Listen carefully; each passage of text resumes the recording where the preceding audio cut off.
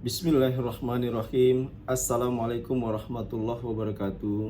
Hadirin wal hadirat yang dimuliakan Allah Subhanahu wa taala. Semoga kita semua selalu dalam keadaan sehat, dimudahkan urusan dan semua rezeki mengalir buat diri kita dan keluarga besar kita. Insya Allah kalau kita selalu bersyukur, selalu berzikir kepada Allah, Allah akan mengingat kita, Allah akan mendekat kepada kita. Dan sebaliknya apabila kita jauh dari Allah, kita tidak pernah mengingat Allah, tidak pernah sholat, maka Allah pun akan menjauhi kita. Allah pun akan mempersulit kita. Nah, kita membahas masih bersama saya, terutama Dr. Yuan Azhari, channel YouTube kita, channel support dan doa. Mohon bantu subscribe dan like dan semua. Kita membahas akan tentang riba, di mana riba ini sangat berbahaya bagi kehidupan diri kita sendiri dan keluarga besar, bahkan negara. Karena Allah telah berfirman di dalam Al-Quran, Bismillahirrahmanirrahim. Ya ayyuhalladzina amanu la ta'kulur riba wattaqullaha la'allakum tuflihun. Hai orang-orang yang beriman, janganlah kamu melakukan riba. Bertakwalah kamu kepada Allah agar kamu mendapat keberuntungan.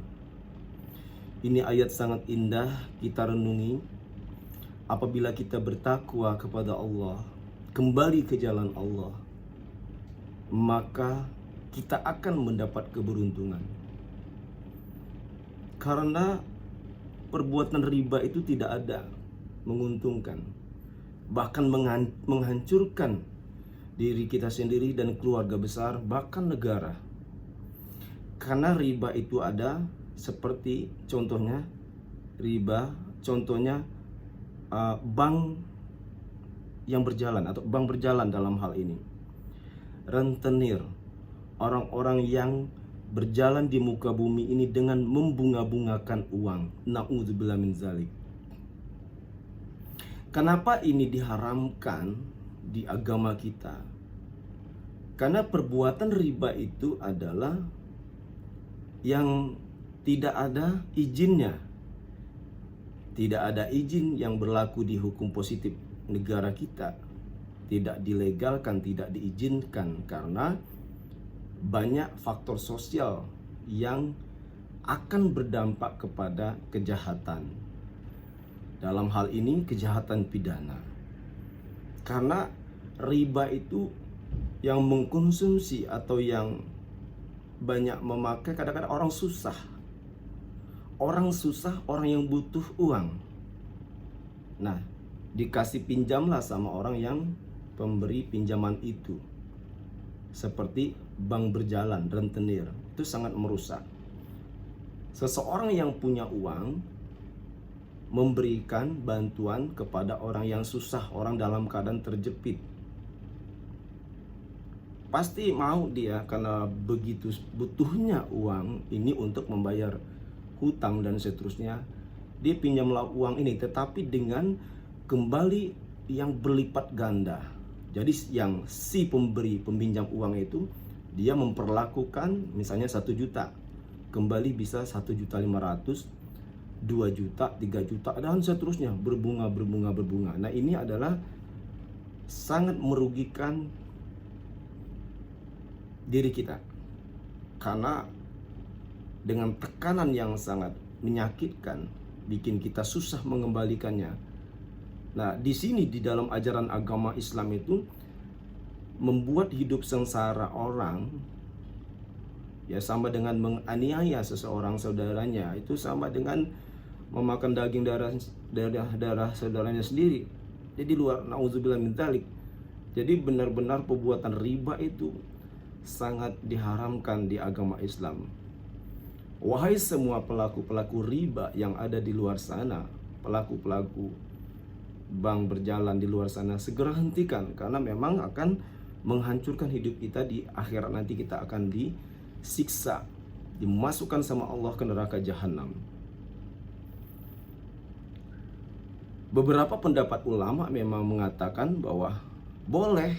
Kenapa? Bank itu asalkan dia resmi, ada izinnya, dia bekerja sama dengan pemerintah dan seterusnya, sesuai dengan ajaran agama kita, yakni agama Islam. Ada tak aturan, ada strategi-strategi atau manajemen di dalam membuat suatu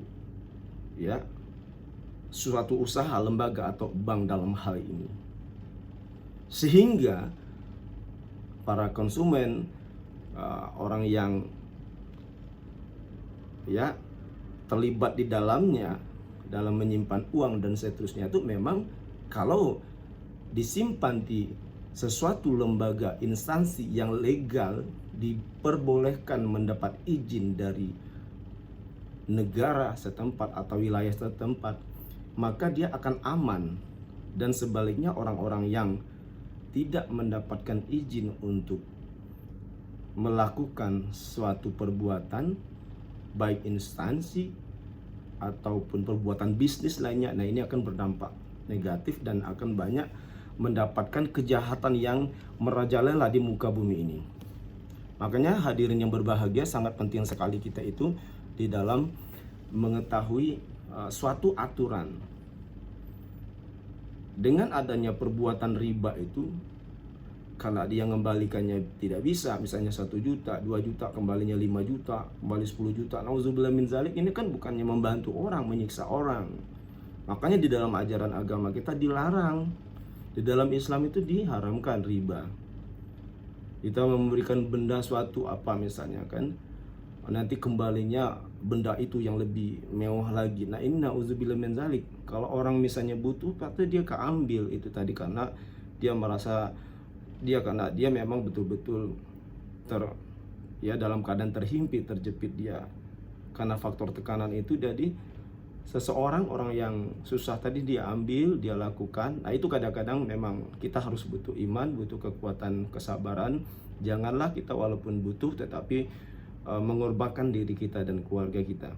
Nah ini sehingga riba itu kenapa diharamkan, karena akan banyak berdampak, menimbulkan konflik, pertikaian, bahkan terjadi pembunuhan dan seterusnya. Ini makanya di dalam ajaran agama Islam itu kita diharamkan itu melakukan riba. Nauzubillah min zalik. Hadirin yang berbahagia, tadi Allah telah jelaskan bahwa hai orang-orang yang beriman, janganlah kamu melakukan riba, bertakwalah kamu kepada Allah agar kamu mendapat keberuntungan. Kalau kita kembali kepada jalan Allah, kita akan mendapat keuntungan. Kalau kita melakukan riba, bukan untung tetapi buntung, ya. Beda antara untung dan buntung. Jadi jaga diri kita dan keluarga kita dari siksa api neraka.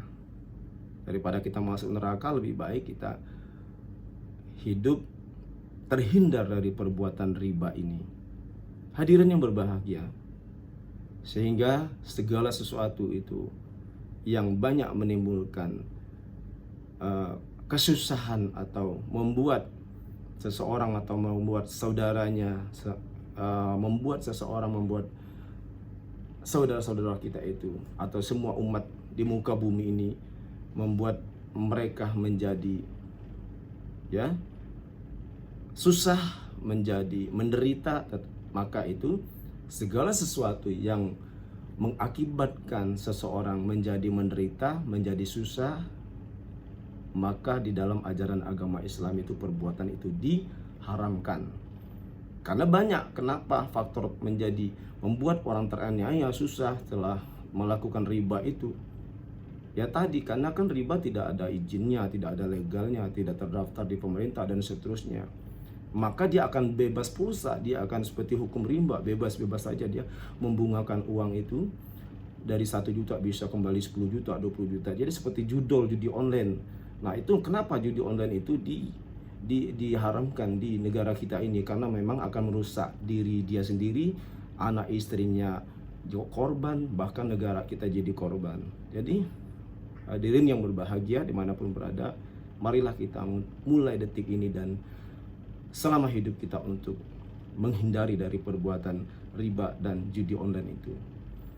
Banyak cara, yaitu dengan meneguhkan iman kita, sholat dengan rajin, bertawakal, bertawadu, berserah diri kepada Allah Subhanahu wa Ta'ala, selalu membaca Al-Quran, menghatamkan Al-Quran, insya Allah akan terhindar dari riba, dan selalu berselawat kepada Nabi besar Muhammad SAW.